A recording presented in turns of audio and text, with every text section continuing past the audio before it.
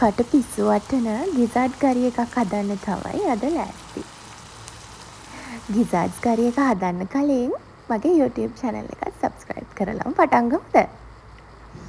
ඔන්න මුලින්ම ගිසාඩ්ස් ටික චූටි කෑලි වලට කපා ගන්න ඕනේ. ගිසාඩ්ස් කියන්නේ ටිකක් හයිය දෙයක් නේ. ඒක නිසා කපන්න ටිකක් අමාරුයි. පුංචි කෑලි වලට කපා ගත්තාම තම්බ ගන්න ලේසි. ඔන්න ඔය විතර ප්‍රමාණේ කෑලි ඔන්න ඔය මම පෙන්නන තරමේ කෑලි වලට කපා ගත්තාම ටිකක් ඉක්මනට තැම්බෙනවා. මං ගාව නයි මිරිස් තිබුණා හන්ද මම මේ මික්සර් එකට නයි මිරිසුත් දාගත්තා. ඔයගොල්ලෝ ළඟ නැත්තම් අමු මිරිස් දාගන්න. සුදු ලුණු ඉඟුරු. ඉතින් කොහොම හොඳට තලලා බීලුණු, කරාඹු නැටි, කුරුඳු පොතු වගේ දේවල් එකතු කරන්න ඕනේ. මගේ ළඟ කරදු මුංගු තිබුණ නැහැ. කරදු මුංගු තියෙනවා නම් ඔයගොල්ලෝ එකතු කරගන්න මාර රසයි. ඔය එකතු කරන්නේ සූදුරු. ඊට පස්සේ තුන පහ වර්ග ටික එකතු කරගන්න ඕනේ. කහ, ගම්මිරිස්, මිරිස් කුඩු, සරක්කු කුඩු. ඉතින් මම ටිකක් අඩු ප්‍රමාණ වලින් එකතු කරගන්නේ මිරිස් කුඩු සහ සරක්කු කුඩු. ඒකට හේතුව මං ඉස්සරහට පෙන්නන්නම්. ඔය ටික හොඳට මිශ්‍ර කරලා මැරිනේට් වෙන්න පැය භාගයක් විතර තියාගන්න ඕනේ.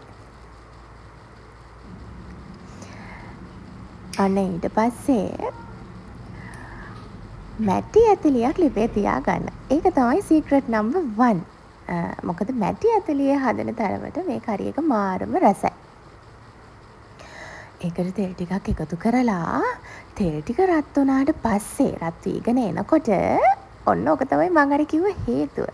මිරිස් කුඩුයි සරක්කු කුඩුයි තව ටිකක් එකතු කර ගන්න ඕන තෙල් එකට. මම සරක්කු කුඩු මිරිස් කුඩු ඔන්න ඔය මිශ්‍රණයට කලින් ගොඩක් එකතු කරේ නැත්තේ තෙල් එකටත් මම එකතු කරන නිසා. ඕකෙන් තමයි පාට එන්නේ අපිට. ඔන්න ඉතින් ඊට පස්සේ මැරිනේට් වෙච්ච ගිසාඩ්ස් ටික තෙල් එකට දාලා හොඳට මික්ස් කරන්න ඕනේ. මේ ගිසාඩ්ස් වලින් චිකන් වලින් වගේම හොඳට වතුර උනනවා. ඒක නිසා මද ගින්දරේ කිව්වේ සාමාන්‍ය ගින්දර ප්‍රමාණය ඔන්න ඔය ටික හොඳට කලවම් කරලා වහලා තියන්න ඕනේ. මට කලින් ලුණු දාන්න බැරි වුණා මැරිනේට් වෙන්න තියද්දි. ඒ නිසා ලුණු එකතු කරගන්නවා.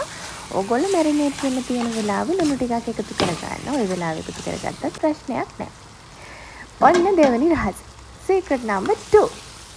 සියඹලා.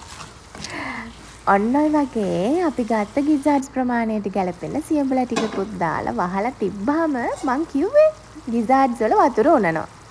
ඔය තියෙන්නේ වතුර බිඳුවක්වත් නොදා මද ගින්නේ වහලා තිබ්බාම මගේ ගිසාඩ්ස් කරි එකේ උනපු වතුර.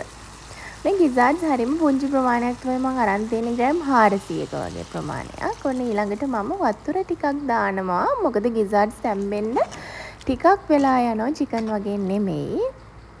ගිසාඩ්ස් තැම්බෙන්න අවශ්‍ය ප්‍රමාණයට වතුර ටිකක් දාගන්න.